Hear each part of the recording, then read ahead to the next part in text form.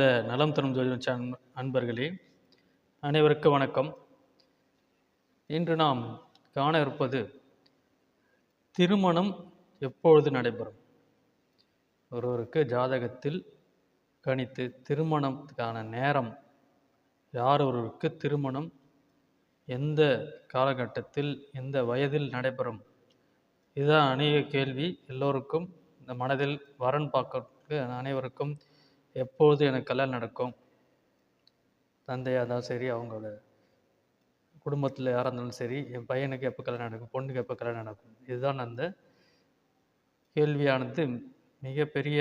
எல்லாருக்கும் அந்த திருமணம் எப்போது நடைபெறும் என்று தான் எல்லாருக்கும் அந்த நேரம், கரெக்டான நேரம் எப்படி சார் பார்க்குறது அப்படின்னு. ஒருவருக்கு திருமணம் எடுத்துக்கொண்டால் முதலில் 7ஆம் பாவம் கலத்திரஸ்தானத்தை குறிக்கிறது. ஆகவே கலத்திரஸ்தானம் எந்த அளவுக்கு வலிமை பெற்றிருக்கிறதோ அதே போல் 2ஆம் இடம் குடும்பஸ்தானமும் வலிமை பெற்றிருக்கு. வலிமை என்றால் ஒரு ஜாதகத்தில் 7ஆம் இடமும் 2ஆம் இடமும் அதிசுபத்துவம் பெற்று, சுபகிரகங்கள் பார்வை பெற்று, நீச்சம் பெறாமல், பகை பெறாமல், அஸ்தம் பெறாமல், 6, 8, 12 மறையாமல் ஒருவருக்கு அந்த 7ஆம் பாவம் ஆட்சி உச்சம் பெற்றிருக்கும். 7ஆம் அதிபதி ஆட்சி உச்சம் பெற்று, இல்லை 2ஆம் அதிபதியும் ஆட்சி உச்சம் பெற்று, இல்லை ஆட்சி உச்சம் பெற்ற கிரகம் இந்த 7ஆம் பாவத்தையும் 2ஆம் அதிபதியும் சுபர்கள் பார்த்திருந்தால் ஒருவருக்கு அந்த வலிமை பெற்ற அந்த 7ஆம் பாவம் 2ஆம் பாவமும் வலிமை பெற்ற ஒரு அமைப்பு அந்த ஜாதகத்தில் இருக்கிறது. ஆகவே அந்த 7ஆம் பாவம் 2ஆம் பாவம் எந்த அளவுக்கு வலிமை பெற்றிருக்கோ அவர் விரைவில் இளமையில் திருமணம், அதுதான் இளமையில் திருமணம் நடைபெறும், ஆண் பெண் இருந்தாலும்.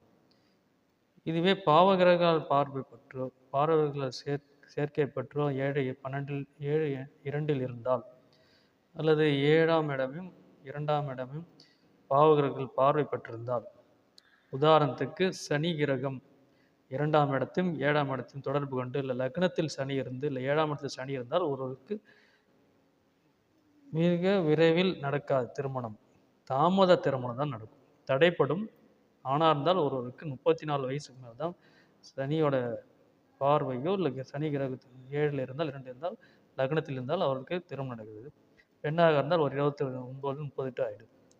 மற்ற தோஷங்கள் சொன்னால் நம்ம பார்க்க முக்கியமாக செவ்வாய் தோஷம் 2, 4, 7, 8, 12 இருந்தால் தாமத திருமணம். நாகதோஷம் சர்வதோஷம் என்று சொல்லப்படும் ராகு கேதுக்கள் லக்னத்தில் 2 இருந்தால் 7, 8 இருக்கும். இவர்களுக்கு தாமத திருமணம் நடக்கிறது, இளமையில் திருமணம் நடக்கிறது. ஆகவே ஒரு சுபத்துவம் பெற்ற ஒரு 7ஆம் அதிபதியும் அல்லது 2ஆம் அதிபதியும் அந்த ஜாதகத்தில் இருந்தால், அது ஆட்சி உச்சம் பெற்றிருந்தால் இளமையில் திருமணம் நடக்கும். அதே போல் சுபர்கள் எனக்கு குரு, சுக்கிரன், சந்திரன் இவர்கள் தொடர்பு இருந்து லக்னத்தில் இருந்தாலும் 7ஆம் அதிபதி பார்க்கும்போது அவர்களுக்கு இளமையில் திருமணம். இது மட்டும் இல்லையா சார், வேற ஏதாவது இருக்காங்க? லக்னம் பலம் பெற வேண்டும். இது அனைத்தும் இருந்தும் லக்னாதிபதி பலம் இல்லைன்னா, லக்னம் பலம் பெறலைன்னா அந்த நபருக்கு திருமணம் இல்லைன்னு நடக்காது. ஆகவே லக்னாதிபதியும் சுபத்துவம் பெற்று பலம் பெற்றிருந்தால் தான் இளமையில் திருமணம். இந்த அமைப்பு ஜாதகத்தில் இருந்தால் இவர்களுக்கு இளமையில் திருமணம் நடக்கும். தோஷங்கள் இருக்கக்கூடாது. 7ஆம் இடமும் 8ஆம் இடமும் சுத்தமாக இருக்கணும். அதே போல் கலத்திரக்காரன் எனும் சுக்கிரன் பலம் பெற்றிருக்கணும். சுக்கிரன் பலம் இல்லாமல் பலம் பெற்று இருந்தால்தான் அவர்களுக்கு இளமையில் திருமணம், பாவர்கள் சேர்க்கணும், சுபரோடு சேர்ந்து இருக்கணும். ஆகவே இந்த அமைப்பு உள்ளவர்களுக்கு கண்டிப்பாக இளமையில் திருமணம். அந்த திசாபத்தி வரும்போது நம்ம கணித்து பார்க்கும்போது லக்னாதிபதி திசையோ 7ஆம் அதிபதி திசையோ இல்லது சுக்கிரனோட திசாபுத்தி நடக்கும்போது அந்த காலகட்டத்தில் அவர்களுக்கு திருமணம் அந்த காலகட்டத்தில் நடைபெறும்.